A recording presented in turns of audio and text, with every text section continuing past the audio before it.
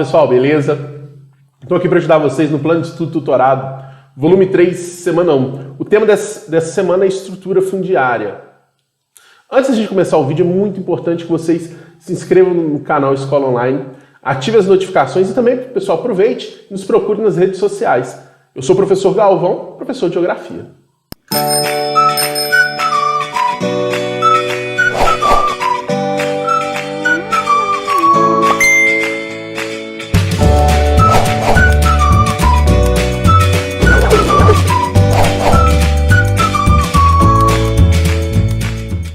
Pessoal, quando a gente pega os vídeos anteriores feitos ali na semana 2, do volume 2, semana 3, do volume 2, semana 4, do volume 2, ele entra também nesse contexto de estrutura fundiária, beleza? Inclusive, em um deles, eu faço a caracterização das propriedades rurais a partir de minifúndios, pequenas propriedades, médias propriedades, grandes propriedades e os latifúndios, beleza?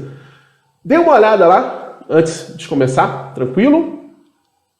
Então, pessoal, o que seria estrutura fundiária? Como as terras são divididas ou como elas estão organizadas dentro de um território, pessoal, as terras rurais. Quando nós pensamos em estrutura fundiária brasileira, ela é extremamente desigual. O que isso quer dizer? Muita terra na mão de poucas pessoas, beleza? E por que isso acontece? A gente tem que entender, lá na época da colonização do Brasil, na época das capitanias hereditárias, onde eram cedidas as sesmarias. Para você ter acesso à terra, a terra tinha que ser cedida a você. Não era qualquer um que tinha esse acesso. Então, grandes porções de terras na mão de quem tinha poder, pessoal. Quando o Brasil se torna independente, em 1822, a gente fica um tempo sem ter uma lei que delimitava o acesso à terra. Isso, inclusive, possibilita ou abre uma brecha para a chamada grilagem, beleza? E em 1850 é feita a primeira lei a respeito do acesso à terra no Brasil. A Lei de Terras diz que, isso inclusive foi questão do Enem, se não me engano, 2016 ou 2017, diz que para você ter acesso à terra é necessário que você a compre. Pô, professor, bacana, agora qualquer um pode ter acesso à terra. Na realidade, só pode ter se você tiver o dinheiro. E quem tinha dinheiro naquele momento? Os grandes fazendeiros. Então, a Lei de Terras, ela acentua a desigualdade fundiária no Brasil. Por quê? Quem já tinha muita terra teve a possibilidade de expandir os seus domínios.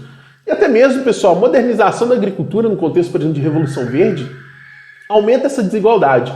De que forma? A partir do momento que as grandes propriedades conseguem se modernizar, possuem uma maior produtividade, elas ganham o mercado a respeito das pequenas propriedades. Então essas pequenas propriedades acabam não tendo mais lucratividade e os pequenos fazendeiros acabam vendendo suas propriedades para os grandes produtores. Tem uma música que fala isso, né? Estamos vendendo nossa propriedade para um grande criador de gado. A estrutura fundiária, pessoal, nos países desenvolvidos, ela é menos desigual. Por quê? Existe um planejamento do espaço rural. Quando a gente pega alguns países desenvolvidos que são de pequenos territórios, pessoal, é necessário que exista um planejamento muito bom para que a produtividade seja elevada e que eles não necessitem tanto importar esses produtos agropecuários de outros países. E também tem a ligação a respeito da reforma agrária, ou seja, a divisão de terras improdutivas ou de grandes porções de terra para aqueles trabalhadores que não possuíam terra, pessoal. Então, a reforma agrária faz justamente que a desigualdade no campo seja menor. Então, por isso, os países desenvolvidos normalmente possuem uma menor desigualdade. Professor, países desenvolvidos tiveram reforma agrária. Nós temos a Itália, nós temos a França, temos alguns outros casos. Por exemplo, nos Estados Unidos, na expansão oeste, o sujeito que pegasse a terra, tornasse produtiva, tornava dele. Então, deu a possibilidade de várias pessoas ter a terra. E, pessoal, nós temos a FAO. FAO significa Organização das Nações Unidas para Alimentação e Agricultura. Tem como objetivo, no contexto ali, a FAO surge na década de 40/50 e década de 70 ela surge naquele contexto da Revolução Verde, combate à fome, aumentando a produtividade. Hoje em dia, ela também trabalha na questão da segurança alimentar, a qualidade dos alimentos. E já existem estudiosos falando que hoje a FAO ela já leva um encaminhamento, se antes, para tecnologia no campo, agora principalmente a agroecologia, justamente devido a essa questão da segurança alimentar. Produtos agroecológicos, de acordo com alguns estudos, são produtos que não prejudicam a saúde ou que são mais benéficos à saúde, beleza? Então, pessoal, vamos começar aqui pelas atividades 1 e 2. Questão número 1 aí, ó. Podemos considerar na estrutura fundiária do Brasil que os latifúndios, grandes propriedades rurais em extensão, ocupam maior percentual das terras agricultáveis. Você concorda com essa afirmação? Justifique sua resposta. Pessoal, sim. Por que nós concordamos? Porque, apesar dos grandes fazendeiros, os latifundiários, serem menor em número, eles possuem grande parte, ou a maior parte, das terras do Brasil. Então, os grandes proprietários de terra, eles são um número menor de proprietários, mas que possuem uma extensão de terra superior aos pequenos proprietários, que são muitos, pessoal. Beleza? E a gente observa isso justamente a partir da questão histórica do acesso à terra no Brasil. Questão número 2. Diferencia a estrutura fundiária dos países desenvolvidos com a estrutura dos países subdesenvolvidos. Pessoal, normalmente os países subdesenvolvidos possuem estrutura fundiária bastante desigual, que é um dos responsáveis pelo subdesenvolvimento desses países. Normalmente países que possuem essa estrutura desigual afeta diretamente o seu desenvolvimento devido à desigualdade social, beleza? Já os países desenvolvidos, normalmente a estrutura fundiária é menos desigual, o que demonstra um desenvolvimento, e devido principalmente a alguns deles, pessoal, ter passado por uma reforma agrária. Tranquilo? Aí, atividades 3 e 4 começa com essa charge. Observe a charge, responda as atividades 3 e 4. Tá lá, coisas da vida, né, pessoal, com K. Mas, papai, ouvi dizer que todos têm direito à terra, porque não temos a nossa.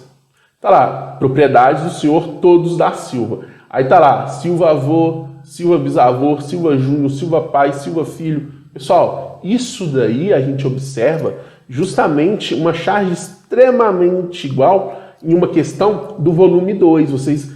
Nós temos o vídeo dessa questão e essas questões abordam um tema muito semelhante à questão da estrutura fundiária. É o mesmo vídeo que eu coloco lá, a questão do latifúndio, do minifúndio, das pequenas propriedades, médias propriedades e grandes propriedades, beleza? E a gente vê de novo outra charge na questão da herança familiar existente na questão da concentração de terras. Como já diz uma música, que o rico cada vez fica mais rico e que o pobre cada vez fica mais pobre. Então, a 3. Na sua opinião, quais os problemas decorrentes da estrutura fundiária do Brasil retratado na charge, pessoal? Pessoal, fica muito evidente que a desigualdade existente no campo, ou a concentração fundiária, beleza? Que é demonstrado que ela já ocorre há muito tempo. A partir do momento que fala do bisavô, do filho, a gente vê que é um recorte histórico já bem longo, ok? A 4, pessoal. Justifica a necessidade de romper com a situação retratada na charge, pessoal.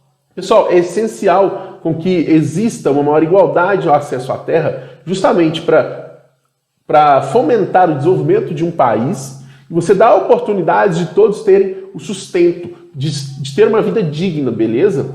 Então a gente pode pensar assim, é aquela questão, pessoal, os países desenvolvidos, algo que nos ajudou muito, em alguns casos, a se tornarem desenvolvidos, é a igualdade no campo, beleza? E a questão número 5, leia o trecho do texto.